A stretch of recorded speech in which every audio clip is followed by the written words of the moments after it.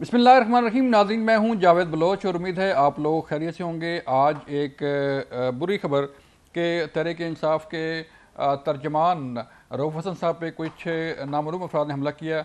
Police के मुताबिक और जो CCTV फुटेज जो है वो सामने आ रही है, उससे लग रहा है कि कुछ ख्वाजा असरात थे जो उनके पास आए, कुछ बहस हुई और उसके बाद जो है वो नौबत हाथापाई पे पहुंची और कुछ ब्लेड जो है वो मारा गया, पुलिस ने बताया है।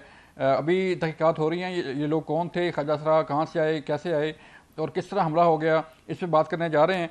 और फिर हम बात करेंगे कि तहरीक इंसाफ की जो राब्ते हैं मौलाना फजल रहमान साहब से वो बढ़ रहे हैं और ये दूरियां कम हो रही हैं। इत्तेहाद की बात हो रही है।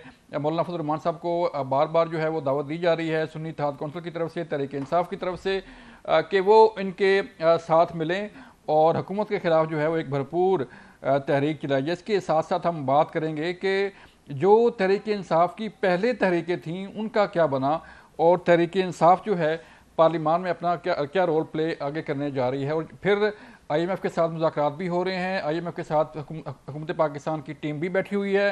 क्या बजट से पहले ये मुआहदा हो जाएगा और बजट जो है वो कैसा आने वाला है, इस पर बात करने जा रहे हैं। हमारे साथ मौजूद हैं सुन्नी इत्तेहाद कौंसिल के चेयरमैन साहबजादा हामिद रज़ा साहब। हमें साहब बहुत शुक्रिया सर, हमें वक्त देने का। सर बताइए, आगाज़ करते हैं रऊफ़ हसन साहब से। आज उन पर कुछ चंद ख्वाजा असरात थे, उन्होंने हमला किया। कुछ इतलात हैं कि क्या वजह बनी, क्या कोई आपकी बात हुई हो कि क्या वजह बनी इस हमले की? जी बिस्मिल्लाहिर्रहमानिर्रहीम। मैं सबसे पहले तो इंतहाई शदीद अल्फाज में इसकी मज़म्मत करता हूँ। मेरे चूँकि अभी इससे पहले एक प्रोग्राम में था जिस टाइम मुझे इतला मिली और मैंने मैसेज किया। अभी मैं आपके प्रोग्राम के फ़ौरन बाद सीधा रऊफ़ हसन साहब के पास ही जा रहा हूँ और मैं वो सारी डिटेल्स लेके फिर इंशाल्लाह आगाह करूँगा। लेकिन एक बात मैं पहले अर्ज़ कर दूँ कि मैंने आज से 15 से 20 दिन पहले कैटेगराइज़ करके ये बात बताई थी मीडिया के अंदर भी कि हमारे वो लोग जो आउटस्पोकन हैं, जो मीडिया के ऊपर आके अपना मौक़िफ़ दे रहे हैं या जो बात कर रहे हैं, उन लोगों को लाइव थ्रेट्स आ रहे हैं मुख्तलिफ़ जगहों से। उनमें से हमारी कुछ ख़वातीन MNAs हैं जिन्हें कब्रों की तस्वीर भेजी गई हैं। हमें कुछ लेटर्स आए, कुछ चीज़ें आई। अच्छा। तो मैं तो बार बार गुज़श्ता एक माह से तकरीबन इसके ऊपर बोल रहा हूँ कि हमारे लोगों की जान को ख़तरा है, उन्हें थ्रेट किया जा रहा है। और आज का ये फेल जो है, मैं ये समझता हूँ कि ये ख़ुद इस बात की निशानदेही करता है कि हर वो आदमी जो पाकिस्तान में इजहार राय की आज़ादी पर बिलीव करता है और अपना मौक़िफ़ खुल के बयान करता है, उस आदमी की जान महफूज नहीं है इस मुल्क के अंदर। लेकिन हमें साहब कभी रऊफ़ साहब ने जिक्र नहीं किया। हमारे साथ भी वो दो दफ़ा प्रोग्राम में आए, मुलाकात भी हुई, लेकिन कभी उन्होंने बात नहीं की कि उन्हें कोई लाइव थ्रेट है या किसी MNA ने इवन जो है, जो आप फरमा रहे हैं कि जो बोलते हैं आके TV पे या बात करते हैं, कभी कोई जिक्र नहीं हुआ कि उन्हें कोई लाइव थ्रेट है? सर मैंने बोला है, मैंने एक मरतबा नहीं, मैंने 3 मरतबा बोला है। मैंने तहरीक तफ़ज़िया पाकिस्तान के प्लेटफॉर्म पे तमाम लोगों के साथ बिठा के बोला है और मैंने ये भी बोला था कि अगर सिक्योरिटी के इदारे जो हैं या हमारी वजारत दाखिला कंसर्न क्वार्टर्स मेरे से रब्ता करते हैं तो मैं उन पार्लियामेंटेरियंस के नाम दूंगा। भजन हर को आदमी मकसद है, उसको अपनी उसके ऊपर प्रेशर है, उसकी अपनी ज़िंदगी के हवाला से उसके ख़ानदान का प्रेशर है। आपका क्या ख्याल है कि हम आपके TV प्रोग्राम में बैठे हैं, बड़ा पीसफुल बैठे हैं, हमें पता है घर से जब निकलते हैं, पहले तो खैर 1.5-2 साल गाड़ी नहीं देखे, अभी अगर कोई ताज़ा को ये इलेक्शन के बाद को घर वालों के पास जाना नसीब हो भी गया तो वो भी 1-2 मरतबा, घर से पता नहीं रोज़ कितनी मरतबा कौन कौन से ख़त्म दे के, कौन कौन सी कुरान पाक की आयात का विर्द करके घर की ख़वातीन हमें रवाना करती हैं कि पता नहीं इन्होंने वापस आना या नहीं आना। मैं अब आपको क्या बताऊँ कि किस किस को कब्रों की तस्वीर बनाई गई हैं, किस किस के रिलेटिव को इंग्लैंड के अंदर और अमेरिका के अंदर टेलीफोन किए गए हैं कि तुम्हारे भाई को, तुम्हारे बेटे को निशान इबरत बना दिया जाएगा। अब को राब्ता करेगा तो उसको बताएंगे ना। हर आदमी नहीं चाहता कि उसकी फैमिली, उसके सराउंडिंग्स में लोग जो हैं वो पैनिक कर जाएं, लेकिन हम बहसीयत कोलीग तो इस किस्म की चीज़ें एक दूसरे के साथ डिस्कस करते हैं। तो बहसीयत कोलीग वो डिस्कस हुई हैं, वो इवन कोर कमेटी के अंदर डिस्कस हुई हैं। मैंने लास्ट जो KP के हाउस के अंदर तहरीक तहफ़्फ़ुज़ पाकिस्तान की प्रेस कॉन्फ्रेंस हुई थी जिसमें उमर अयूब साहब भी मौजूद थे, महमूद अचकज़ई साहब थे, राजा नासिर अब्बास साहब थे। वहाँ पर मैंने कैटेगराइज़ करके ये बात कही थी कि हमारे पार्लियामेंटेरियंस को और हमारे लोगों को लाइफ थ्रेट्स रिसीव हो रहे हैं मुख्तलिफ साइड से। सही है। तो चलें, इसकी इंक्वायरी जो है, पुलिस कह रही है कि इंक्वायरी हो रही है, रऊफ साहब पे जो हमला हुआ है इस पे जो लोग पकड़े जाएंगे। हमेशा मुझे बताइएगा कि पॉलिटिक्स पे आते हैं, आपके सर रब्ते हो रहे हैं मौलाना फजल रहमान साहब से, बातचीत चल रही है और इत्तेहाद की बातें हो रही हैं, तो एक तो सर बताइएगा कि जो पहले तलखियाँ थी, जो इल्ज़ामात थे तहरीक इंसाफ के बानी चेयरमैन की तरफ से मौलाना फजल रहमान पे और मौलाना फजल रहमान पे की तरफ से जो इल्ज़ामात थे या जो उन्हें खिताब दिया जाता था मुख्तलिफ़ किस्म के, तो क्या दोनों फ्री कहने वापस ले लिए हैं जो इल्ज़ामात लगा रहे थे और अब पीसफुल हो गया मामला? अच्छा देखिए, मैं अपनी जमात की अगर बात करूँ SIC की तरफ से, तो मेरी तरफ से तो कोई रब्ता नहीं है और मैं वैसे भी इस इत्तेहाद में मौलाना के दाखिल होने का मुखालिफ हूँ, लेकिन जमहूरी आदमी हूँ। मैंने पहले दिन ये बात कही थी और ये बात भी मैं तमाम जो इत्तेहादी जमातें उनकी इजाज़त से कर रहा हूँ कि कम अज़ कम मैं अपनी जमात या अपनी राय का इजहार कर सकूँ। उन्होंने कहा आप आज़ाद हैं, तो मैंने कर दिया आपके सामने, मैंने पहले भी किया। लेकिन उसके साथ साथ डेमोक्रेटिक आदमी हूँ। इत्तेहाद में 6 जमातें शामिल हैं, 6 जमातों में से 4 या 5 जमातें कसरत राय से अगर फैसला करती हैं कि मौलाना साहब इस इत्तेहाद का हिस्सा होंगे, तो बिल्कुल मोस्ट वेलकम, मैं उनके इस फैसले को मानने का पाबंद हूँ। ये को मेरी ईगो का इशू तो नहीं है। डेमोक्रेसी इसी चीज़ का नाम है कि आप अक्सरियत की राय को दिल के साथ कबूल करते हैं। माई रिजर्वेशंस आर देयर। जहाँ तक वो एक दूसरे को अलकाबात से पुकारने की बात है, मैंने उस वक़्त भी मैं शायद मेरे वालिद और मौलाना राइवल्स थे और मैं शायद बड़ा सख्त क्रिटिक हूँ मौलाना का भी, लेकिन मुस्लिम लीग नून का भी, लेकिन मैं आज भी मरीम साहबा का नाम लेता हूँ तो साहिबा कह के या बीबी कह के लेता हूँ। मौलाना का लेता हूँ तो मौलाना साहब कह के लेता हूँ। मैं ये नाम बिगाड़ने पर, इन चीज़ों पर मैं उस वक़्त भी बिलीव नहीं करता था, मैं आज भी बिलीव नहीं करता हूँ। मैं अगर आज भी मौलाना फजलुर रहमान साहब से इत्तेहाद का मुखालिफ हूँ तो मैं उनका को नाम तब्दील करके, को अब्यूजिव लैंग्वेज यूज़ करके, को बिलो द बेल्ट जाके उनकी मुखालफत करने का कायल नहीं हूँ। मेरा प्रिंसिपल्स के ऊपर इख्तलाफ है, वो मेरा राइट है, वो मैंने कर लिया। बाकी असद कैसर साहब और तहरीक इंसाफ की क़यादत मेरा ख्याल है कि इसके ऊपर ज़्यादा बेहतर कमेंट करने की पोजीशन में होगी, लेकिन जो कम अज़ कम रिपोर्ट्स मेरे पास हैं उसके मुताबिक बड़ी हद तक बर्फ़ जो है वो पिघल चुकी है और दोनों साइडों से कुछ चीज़ों का इदराक हुआ है और एक दूसरे के ऊपर तनकीद ना करने की और कुछ इब्तदाई मैयर्स जो हैं वो लिए जा रहे हैं, जो कि खुश आइंद है। सियासत के अंदर आपको कम अज़ कम अखलाकी रवायात को और हमारी जो नॉर्म्स हैं उनको तो ज़िंदा रखना चाहिए। तो हमें साहब थोड़ा सा बताएंगे सर कि आपके क्या तहफ़्फ़ुज़ात हैं, क्यों आप मौलाना साहब को जो है वो इत्तेहाद में शामिल नहीं करना चाह रहे? नहीं, मैं शामिल करने वाला मैं कोई नहीं हूँ जी, कि मैं को किसी को शामिल करूँ या ना करूँ। शामिल 6 जमातें हैं, हर जमात की अपनी एक राय है और हमने बाकायदा ये बात फैसला किया था। नाज़रीन, मुझे यहाँ ब्रेक के लिए कहा जा रहा है, मिलते हैं ब्रेक के बाद। वेलकम बैक नाज़रीन। एक तो जो तहफ़्फ़ुज़ात हैं आपको मौलाना फजल रहमान साहब से, वो लाइन कट गई थी, तो बताइएगा कि क्या तहफ़्फ़ुज़ात क्या हैं, क्यों आप इनको इत्तेहाद में शामिल नहीं करना चाह रहे सर? देखिए, मेरा एक नुक्ता नज़र है। मैं ये समझता हूँ कि मौलाना को अपने सेट टारगेट्स या गोल्स अचीव करने के बाद अपने साथियों को बीच दोराहे छोड़कर चले जाते हैं। उनका जो कम अज़ कम प्रीवियस प्रेसिडेंट है वो इसी किस्म का है और मेरे इसी हवाले से तहफ़्फ़ुज़ात है उनके बारे में एक्सक्यूज़ मी, कि हम उन्हें एक तहरीक का हिस्सा बनाएं, हम तहरीक आगे लेके चल पड़ें। जैसा कि अब शुरू हो गई है, अब हम हर डिस्ट्रिक्ट बार में भी जा रहे हैं, वकला से, ताजरों से, किसानों से, और अब हम बड़े जलसों की तरफ भी जा चुके हुए हैं। तो उसके अंदर किसी स्टेज पे उन्हें शामिल कर लें और जब तहरीक अपने अरूज पे हो और मौलाना साहब को अपना को सेट गोल या मोटिव अचीव करने के बाद बाहर हो जाएं तो तहरीक को नुकसान तो पहुँचता है। तो दीज आर माई रेजर्वेशंस कि मौलाना साहब शायद लॉन्ग टर्म हमारे साथ ना चल सकें और हमें बीच दोराहे छोड़ जाएं जी। दीज आर माई रेजर्वेशंस पर्सनल और माई पार्टी रेजर्वेशंस। ठीक है, तो आप ये भी फरमा रहे हैं कि बगल जो है बर्फ पिघल चुकी है, कब तक ऐलान मुतवक्को है कि मौलाना फजल रहमान साहब आपके साथ होंगे sir? Hello sir, I am in no position to comment anything on that, क्योंकि मुज़ाकरात कर रहे हैं महमूद खान अचकज़ई साहब और असद कैसर साहब मेरे साथ ही थे। आज हम इस्लामाबाद प्रेस क्लब में डॉक्टर्स के एक प्रोग्राम से हमने इकट्ठे खिताब किया, लेकिन मैं वहाँ पर उनसे पूछ नहीं सका। लेकिन मेरा ख्याल है कि चूँकि मैं नहीं कर रहा और वो दोनों शख्सियात कर रही हैं तो वो ही बेहतर कमेंट कर सकेंगे इसके ऊपर कि जी कहाँ तक पहुँचे हैं। चलें, हमें सब ये फरमाइएगा सर कि आपने तहरीक तहफ़्फ़ुज़ आईन पाकिस्तान शुरू की, और फिर आपने एक और तहरीक भी शुरू की जिसमें आप भी मौजूद थे उस प्रेस कॉन्फ्रेंस में, रऊफ साहब भी मौजूद थे, गौहर अली खान साहब भी मौजूद थे, और एक और तहरीक का भी ऐलान किया गया था जिसका फैसलाबाद में भी आपने एहतजाज किया। तो क्या तहरीक जो है वो ख़त्म हो गई है, उसकी क्या अपडेट्स हैं, या आपके जो मोटिव्स थे वो अचीव हो गए हैं सर? नहीं, मैं आपको अर्ज़ करता हूँ जी, फैसलाबाद हम लास्ट वीक होके आए हैं। फैसलाबाद हमने इंतज़ामिया से जलसे की इजाज़त मांगी थी 10 तारीख के लिए, 10 मई के लिए, हमें इजाज़त नहीं मिली। उसके बाद हमने 17 तारीख का अनाउंस कर दिया कि हम अब प्रोग्राम करेंगे, इजाज़त मिले या ना मिले। लेकिन खान साहब की बड़ी क्लियर डायरेक्शंस आई कि वर्कर्स को मज़ीद आप मकसद मशक़ सितम नहीं बनाएंगे।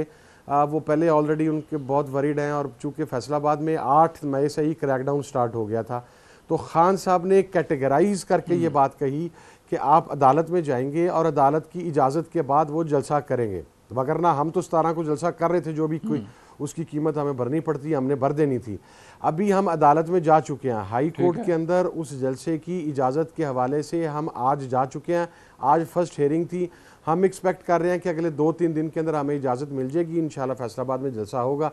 कराची वाला जलसा भी हमें वी आर होपफुल कि इसी वीक में हमें उसकी इजाज़त मिल जाएगी, वहाँ पर भी जा रहे हैं। और इसके साथ साथ हम 8 से 12 जलसों का शेड्यूल अगले 2 दिन के अंदर अनाउंस कर रहे हैं। असद कैसर साहब ने आज बताया कि उनकी खान साहब से कोई बात हुई है इस हवाला से, तो 8 से 12 जलसे, जिसमें इस्लामाबाद का जलसा भी है, उसकी दरख्वास्त भी हमने जमा करवा दी है। हम अव्वलीन कोशिश ये कर रहे हैं कि हम कोई ऐसा एक्ट ना करें कि जिसकी बुनियाद के ऊपर कोई ये कहे कि इन्होंने को कानून तोड़ा है। इसीलिए हम मुतल्लका इंतज़ामिया के पास भी जा रहे हैं इजाज़त के लिए, हम अदालतों का दरवाज़ा भी खटखटा रहे हैं। हम पूरी दुनिया को बावर करवा रहे हैं कि हम पीसफुल आइनी पाकिस्तान के शहरी हैं, हम पाकिस्तान में रूल ऑफ लॉ की सुप्रीमेसी पर बिलीव करने वाले लोग हैं। लेकिन अगर फिर हमें इजाज़त नहीं मिलती तो फिर there is another few days, जिसके बाद हम डिसाइड करेंगे, फिर जो भी देखते हैं जो होगा। तो सर टारगेट क्या है, हुकूमत का खात्मा और नए इलेक्शन, या क्या कोई और मकसद है सर? सर देखिए, टारगेट हमारा यही है कि हमारा चोरी शुदा मैंडेट जो है, हुकूमत घुटने झुकाए, हुकूमत सरे तस्लीम खाम करे, अवाम की मर्जी और मंशा के आगे हमारा चोरी शुदा मैंडेट हमें वापस किया जाए। हुकूमत नहीं वापस करती तो फिर ठीक है भाईजान, फिर हुकूमत गिराना ही टारगेट समझे। फिर हमने ऐसी जिस हुकूमत को हम मानते ही नहीं है उसकी लेजिटिमेसी को, फिर उसके साथ बैठ के हमने क्या करना है, फिर खात्मा ही समझे। ठीक है, तो जो बात हो रही है कि तहरीक इंसाफ को कोई मुज़ाकरात की दावत दी जा रही है, या रब्ते हो रहे हैं, या तहरीक इंसाफ के बानी चेयरमैन से मुतल्लिक कहा जाता है कि उन्होंने रिफ्यूज़ कर दिया, कोई मुज़ाकरात नहीं होंगे, तो कोई बातचीत चल रही है, कोई डायलॉग हो रहे हैं या हो सकते हैं? नहीं सर, नहीं, बातचीत बिल्कुल हो सकते हैं, हो बिल्कुल नहीं रहे। ये मैं आपको कैटेगराइज करके बता देता हूँ जी। किसी फोरम के ऊपर नहीं हो रहे कोई मुज़ाकरात। हमारी ख्वाहिश है कि मुज़ाकरात हों, सिविल गवर्नमेंट के साथ हों। उसके अंदर हमारी 3 शराइत हैं, जुडिशल कमीशन वाली 9 मई के ऊपर, हमारे कैदियों की रिहाई की, बेगुनाह वर्करों की, और हमारे मैंडेट की, और इमरान खान साहब की रिहाई। इसके ऊपर बैठ के हमारे साथ मुज़ाकरात करें, चीज़ें टेबल करें। ये तो ना हो कि वज़ीर कानून सेनेट में खिताब कर रहा है और अपोजिशन का सिटिंग MNA फैसलाबाद से गिरफ्तार हो रहा है। यहाँ पर को मुशीर साहब मुज़ाकरात की वो ऑफ़र दे रहे हैं और फैसलाबाद से सिटिंग MPs गिरफ्तार हो रहे हैं। यहाँ पर मुज़ाकरात की बात की जा रही है और हुकूमत कह रही है हम 1 स्टेप अहेड जाना चाहते हैं, और वहाँ पर मुल्तान में हमारे कैंडिडेट को RO के ऑफिस में बैरिस्टर तैमूर मलिक को दाखिल नहीं होने दिया जा रहा। मुज़ाकरात करने के लिए को फ़िज़ा भी बनानी होती है, और फिर मुज़ाकरात आप ड्राफ्ट सामने रख के करते हैं भाईजान। ये को गुडी गुडी का खेल नहीं है कि एक ने खड़े होकर कह दिया मुज़ाकरात करना चाहते हैं, दूसरे ने कह दिया हाँ चौके हम भी करना चाहते हैं, तो ऐसे मुज़ाकरात हो जाएंगे। अगर हुकूमत मुज़ाकरात के लिए संजीदा है तो हुकूमत हमें बाकायदा तौर पर ऑफ़र करे, हुकूमत कहे, हमसे पूछे, वो भी तहरीरी तौर पर अपनी चीज़ें सामने लेके आए, हम भी तहरीरी तौर पर अपनी चीज़ें सामने लेकर आए, दोनों साइड के ऊपर डेलीगेशंस का तयन हो, फिर बैठ के मुज़ाकरात आगे बढ़ते हैं। मुज़ाकरात हवा में, बातों में, पॉलिटिकल पॉइंट स्कोरिंग के साथ आगे नहीं बढ़ते। इसलिए मुझे तो हुकूमती सतह पर ना विल नज़र आती है, ना संजीदगी नज़र आती है, ना उनकी तरफ से कोई इस किस्म का। लेकिन हमें साहब ये तो बताया ना सर कि जो आप डिमांड कर रहे हैं तहरीक इंसाफ के बानी चेयरमैन इमरान खान की रिहाई की, वो हुकूमत तो नहीं कर सकती, वो तो कोर्ट ने फैसले करना है। सर बिल्कुल कोर्ट्स ने करना है, कोर्ट्स ने आज करना शुरू कर नहीं दिया। आपने वो टेरियन वाला केस देख लें, आप वो अलकादर ट्रस्ट वाला केस देख लें, साइफर वाला केस भी आप सामने देख लेंगे, तोशाखाना वाला भी आप देख लेंगे। हुकूमत क्या कर रही है, हम क्यों हुकूमत की बात करें, हुकूमत ये कर रही है कि अब आपके सामने नज़र आया कि उन केसेस में खान साहब बाइज्जत बरी होने वाले हैं, तो हुकूमत ने तोशाखाना के ऊपर और को केस बनाना शुरू कर दिया। को 4-5 केसेस की और तैयारी है जो खान आगे 200 केसेस प्लस करके उनके कलेजे को ठंड नहीं पड़ी अभी तक, अब वो कोई और केसेस बनाना चाहते हैं। तो हुकूमत से बातचीत का मतलब ये है कि हुकूमत ये यकीन दहानी करवाए कि ये जो नाजायज़ बोगस केसेस हैं, गुज़श्ता रोज़ खान साहब 9 मई के हवाला से केस के अंदर बरी हो गए, एक्विट हो गए, हुकूमत के पास चीज़ ही कोई नहीं थी। तो ये जो हुकूमत केस दर केस एक आदमी को अंदर रखने का सिलसिला जारी रखना चाह रही है, इसको तो ख़त्म करें ना। हुकूमत से डिमांड ये है। बाकी रह गई अदालतों की बात, अदालतों में लड़ रहे हैं, अल्लाह ताला ने करम किया है, 3 केसेस में 4 केसेस में रिलीफ मिल गया है। अभी आप देखेंगे ये हवा में जिस तरह अंधेरी आती है और पत्ते उड़ते हैं, ये केसेस भी उसी तरह उड़ेंगे सर। बहुत शुक्रिया हामिद साहब, बहुत शुक्रिया हामिद साहब आपके वक्त का। ये थे साहबजादा हामिद रज़ा साहब, चेयरमैन सुन्नी इत्तेहाद कौंसिल, सरबराह सुन्नी इत्तेहाद कौंसिल, जो जिनका कहना है कि हमारे पास ऑप्शन मौजूद है कि हम असम्बलियों से इस्तीफ़ा भी दे सकते हैं। मुझे एक ब्रेक लिए कहा जा रहा है, मिलते हैं ब्रेक के बाद।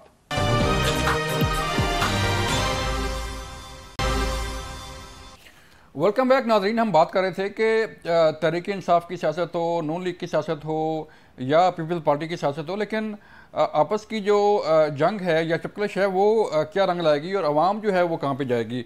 हमारे साथ मौजूद हैं इस सेगमेंट में बात करने के लिए राजा रियाज साहब, मुस्लिम लीग नून के सीनियर रहनुमा हैं, उनसे बात करने जा रहे हैं। राजा साहब बहुत शुक्रिया सर हमें वक्त देने का। आप बताइएगा, एक तो अभी जो है वो आज एक हमला हुआ है तहरीक इंसाफ के तर्जुमान रऊफ हसन पर, इस पर क्या कहेंगे, क्या कौन लोग हो सकते हैं, क्या उनकी कोई अपनी कोई जाती दुश्मनी किसी के साथ होगी या कोई और लोग जो है जो जिनके साथ कोई चपलश हो या कोई और लोग जो है वो ये हमला कर सकते हैं?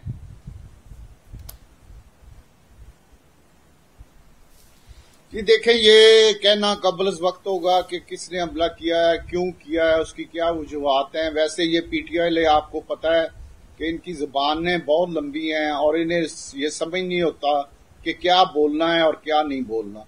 तो इसी तरह ये कहीं ऑल बॉल बोल गए होंगे और उस वजह से कौन नाराज हुआ, किसे तकलीफ हुई, ये तो अभी बिल्कुल ताज़ा खबर है। तो जैसे ही कोई चीज़ें सामने आएंगी हुकूमत इस पे पूरा कोशिश करेगी कि असल लोग जो हैं वो बेनकाब हो और किसी किस्म की कोई नरमी इख्तियार नहीं की जाएगी। ठीक है। तो राय साहब, आपने पहले भी जो है वो जो आपने पेशन गोई की उसके मुताबिक चीज़ें होती रहीं, तो अब क्या देख रहे हैं हालात, जो मौलाना फजल रहमान साहब से मुलाकातें हो रही हैं, असद कैसर साहब की तहरीक इंसाफ और मौलाना फजल रहमान मिलने जा रहे हैं, तो इनका ये सियासी इत्तेहाद जो है वो हो सकता है? पहले मौलाना फजल रहमान साहब आपके साथ थे, अब जो है आपको छोड़ के तहरीक इंसाफ जिनके साथ उनका एक आप कह लें कि बड़ी जंग रही है, तो ये मिलाप कैसा रहेगा सर? देखिए बलोच साहब, बात यह है कि मौलाना साहब बकायदा इनको कहते थे कि इमरान खान यहूदी है और यहूदी लाबी का आदमी है जी। और मैं बिल्कुल उनकी इस बात से इत्तेफाक करता हूं कि वाकई ये यहूदी लाबी का आदमी है। और इसी तरह इमरान खान साहब जो मौलाना साहब के बारे में कहते थे, मेरे लिए वो काबिल एहतराम है। मैं अल्फाज अपनी जुबान पे नहीं लाना चाहता, लेकिन पीटीआई वाले और ख़ास तौर पे इमरान खान अपने जलसों में जिस तरह उनकी तज़हीक करते थे, जिस तरह आवाजें कसते थे, उसके बाद गुंजाइश तो कोई नहीं है कि ये आपस में इकट्ठे हों और एक प्लेटफॉर्म पे जमा हों। मौलाना फजल रहमान साहब को राजी करने के लिए हम भी कोशिश कर रहे हैं, सदर आसिफ अली जरदारी साहब भी कोशिश कर रहे हैं, वजीर आजम साहब भी कोशिश कर रहे हैं, और हमारी कोशिश है कि मौलाना साहब बहुत एहतराम की जगह हैं और उनको किसी तरह से मना लिया जाए। लेकिन मुझे मौलाना साहब के बारे में जो अल्फाज इमरान खान ने कहे हुए हैं और जो मौलाना साहब ने इरशाद फरमाया हुआ है वो पूरी कौम के सामने है, तो उसके बाद इनमें इत्तेहाद मेरे ख्याल में तो मुश्किल है। लेकिन सियासत में हर चीज मुमकिन होती है, तो हो भी सकता है। इनके आपस में बहुत इख्तलाफ है और जो वज़ीर आला केपी के हैं वो इनके हल्के से हैं और वो जो इनके बारे में अल्फाज इस्तेमाल करते हैं वो भी आपके सामने हैं। उस के बाद मेरा ख्याल है गुंजाइश तो कोई नहीं। क्योंकि तहरीक इंसाफ के बानी चेयरमैन साहब फरमाते हैं ना कि मैं किसी के साथ बात करने को तैयार नहीं हूँ, ना नून लीग के साथ, ना पीपल पार्टी के साथ, ना किसी और जमात के साथ। तो वो मौलाना फजल रहमान, वो JUIF जिनके बारे में आप भी कह रहे हैं कि उनके जो अलकाबात से नवासे थे, जो इल्ज़ाम लगाते थे, तो अब जो है वो दोबारा मिलने के लिए जा रहे हैं। तो ये कैसा जो है वो सियासत है कि आप जो सियासी जमातों से बात नहीं करते, और जिनके जो वो भी सियासी जमात है लेकिन उनके साथ इतना इख्तलाफ था, इतनी जंग थी, और अब बात फिर करने जा रहे हैं सर? देखिए, इस बारे में मुस्लिम लीग नून का तो एक अपना इस बारे में स्टांस है, और वो बात हमारी लीडरशिप भी करती है कि हम बातचीत करने के लिए तैयार हैं। लेकिन इसमें मेरी जो जाती राय है, वो जाती राय है कि हम भी, मेरा ख्याल है, हम इमरान खान से बातचीत नहीं करनी चाहिए। अगर वो बातचीत नहीं करना चाहता तो हमें भी कोई शौक नहीं है कि एक मुल्क दुश्मन के साथ बात करें, एक ऐसे आदमी के साथ बात करें जिसके इशारे पर, जिसके कहने पे हमारे शहीदों के जो निशानियां थी उनको जलाया गया, उनको जूते मारे गए, उनको ठुड्डे मारे गए। तो एक ऐसे आदमी को जो हमारे शहीदों की इज्जत नहीं करता, जो पाकिस्तानी रियासत के खिलाफ लोगों को खड़ा करता है, हमें भी कोई शौक नहीं उससे बात करने का, ना हम इससे बात करने के लिए तैयार। तो राय साहब, वो तो कहते हैं कि सानिया 9 मई हमने किया ही नहीं, पता नहीं कौन कर गया, कोई कौन लोग थे कर गए, ना हमें पता है, ना हम किसी से माफी मांगेंगे, ना हमें माफी मांगनी चाहिए, बल्कि वो कहते हैं कि हमसे माफी। तस्वीरें मौजूद हैं जी, इनकी वीडियो मौजूद हैं, इनके वर्करों की तस्वीरें हैं, इनकी लीडरों की तस्वीरें हैं। इमरान खान खुद जब यहाँ लाहौर में था, ज़मान पार्क में, वो रोजाना लोगों को बिठा के ये तरगीब देता था कि फैसलाबाद वालों आप गौर से सुन लो, आपने फैसलाबाद ISI के दफ्तर पे हमला करना है। लाहौर वालों आप सुन लो, आपने कोर कमांडर के घर पे हमला करना है। पिंडी वालों आप सुन लो, आपने GHQ पे हमला करना है। मियाँ वाली वालों सुन लो, आपने एयर बेस पे हमला करना है। इसकी तो शहादतें मौजूद हैं कि वो लोगों को, हर जिले के लोगों को उनका टारगेट हर रोज याद कराता था कि आपका ये टारगेट है अगर मुझे गिरफ्तार किया जाए। और फिर उनके लीडर जो हैं, हमारे फैसलाबाद में इनके कई लीडर ISI के दफ्तर पर गए, हमला करने में साथ थे, उनकी तस्वीरें साथ हैं। इसी तरह कोर कमांडर के घर पर हमला करने में यास्मीन राशिद साहिबा के और इनके लीडर जो हैं, उनकी तस्वीरें वहाँ उस हादसे के अंदर मौजूद हैं। इसी तरह GHQ पे हमला करने वाले जो हैं, उनकी तस्वीरें, इनके लीडरों की वीडियो शामिल है।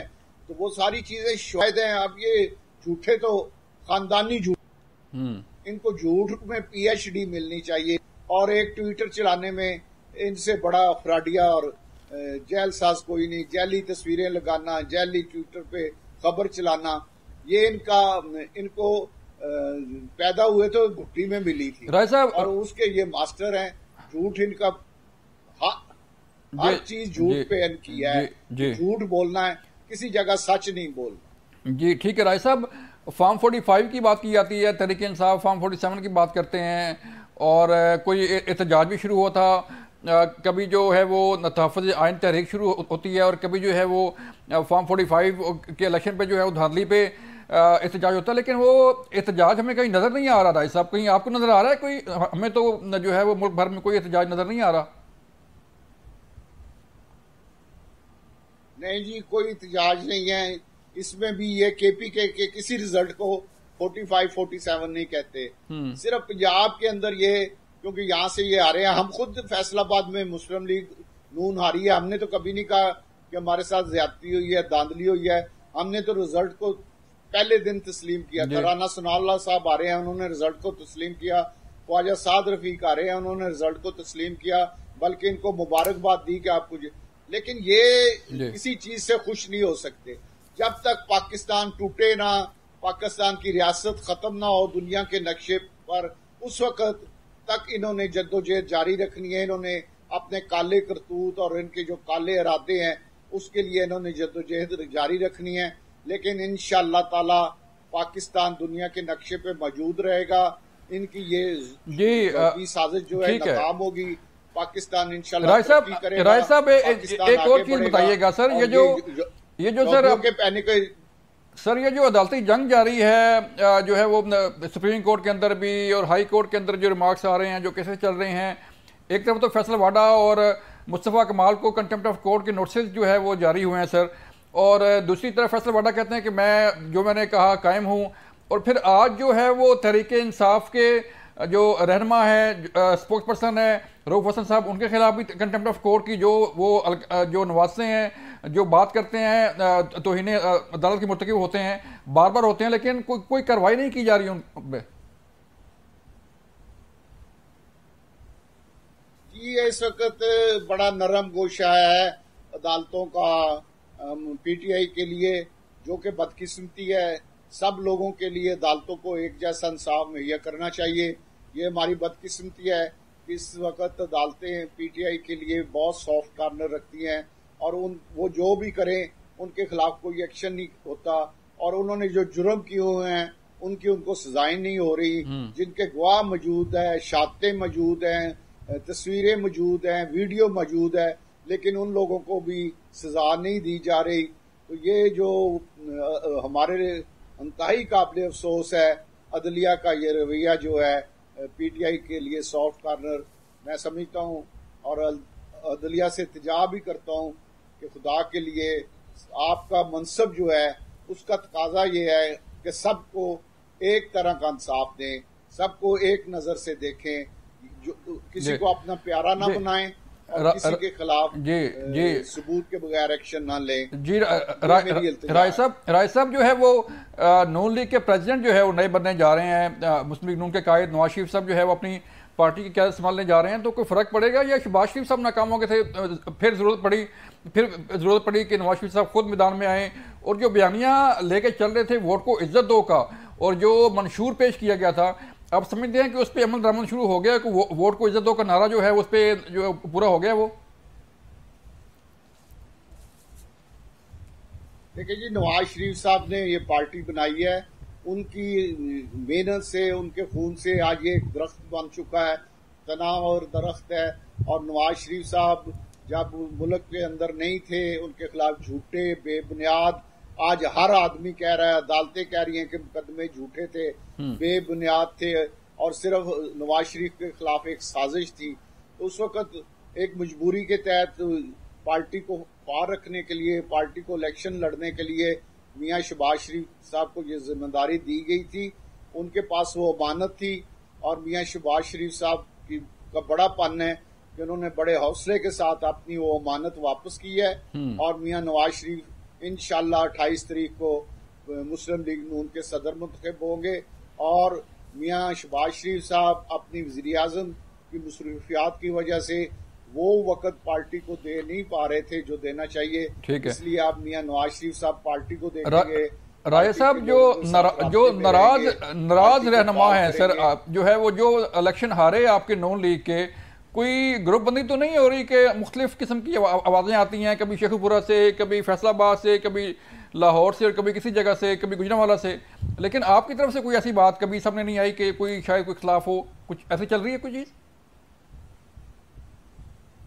कोई ग्रुप बंदी नहीं हो रही। एक शायद खाकान अब्बासी साहब कोई अपनी पार्टी के बारे में वर्किंग कर रहे हैं। मुस्लिम लीग नून के तमाम लोग जो हारे हैं या जीते हैं मियां नवाज शरीफ की क़यादत में मुत्तहिद हैं। मियां नवाज शरीफ और मुस्लिम लीग नून के झंडे के नीचे पिछली जो मीटिंग हुई है उसमें वो तमाम लोग जिनके बारे में मीडिया में आता है कि वो नाराज है, वो ये करने लगे, वो तमाम लोग वहां मौजूद थे, और उन तमाम लोगों ने मियां नवाज शरीफ पर भरपूर एतमाद किया है। और मियां नवाज शरीफ हमारे लीडर हैं, उनकी क़यादत में इंशाल्लाह हम मुस्लिम लीग को भी फाल करेंगे, और पाकिस्तान के अवाम को जो हमारे से उम्मीदें हैं राजा साहब इंशाल्लाह उन उम्मीदों पे ठीक है। राजा साहब एक और चीज सामने आ रही है सर कि तहरीक इंसाफ के कुछ राय ये कह रहे हैं कि अगर हमें कोई इंसाफ ना मिला, अगर हमें फॉर्म 45 फॉर्म 47 का इंसाफ ना मिला तो असम्बलियों से जो है मुस्तफ़ी होने की ऑप्शन मौजूद है। ये कभी नहीं करेंगे, ये सब फ्रॉड है, झूठ बोल रहे हैं। इन्होंने पहले असेंबलियों से निकल के जो जूते खाए हैं, जो इनके साथ हुआ है, उसके बाद ये कभी भी असेंबलियों से इस्तीफे नहीं देंगे। ये आज मेरे से लिखवा लें, इन्हें सबक हासिल हो गया है। गैर जमहूरी काम करने का इनको नतीजा पता चल चुका है। कभी ये असेंबलियों से इस्तीफा नहीं देंगे। ये सिर्फ फ्रॉड कर रहे हैं, लोगों को गुमराह कर रहे हैं और इस तरह की साजिशें करने की कोशिश कर रहे हैं, लेकिन अमली तौर पे ये ऐसी कोई हरकत नहीं करेंगे। राय साहब, वो कहते हैं कि तहरीक इंसाफ की के जो बानी चेयरमैन है उनकी मुश्किलात में कमी आने वाली है, कुछ बातचीत चल रही है। कोई आपके पास खबर है कोई मुश्किलात उनकी कम होंगी या बढ़ जाएंगी मजीद? कोई मुश्किलात कम नहीं हो रहा। अब तो पीरनी भी छोड़ रही है। अच्छा, पीरनी भी नाराज हो गई है। कहाँ जा रही है सर? मुश्किलात अभी बढ़नी है, कम नहीं होनी। सर पीरनी से क्या मामला चल रहा है? तरीक पे आपने देखा है उसने किस तरह बेइज्जती की है। अच्छा, बस वो सख्त नाराज है इमरान खान से। तो सर वजह क्या, कोई समझ आ रही है वजह क्या हो सकती है? बस लेन देन का जो पैसे उसने लिए हैं सारे, वो सारे केस अब सामने आ रहे हैं।